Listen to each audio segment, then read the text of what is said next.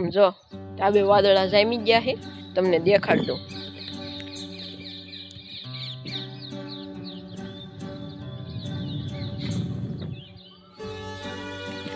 અને લગભગ આપણે અઠવાડિયાથી બ્લોગ નથી આવતો, અને બ્લોગનું કારણ એક જ હતું, હું તમને દેખાડું અત્યારે દેખાડ દઉં બ્લોગનું કારણ.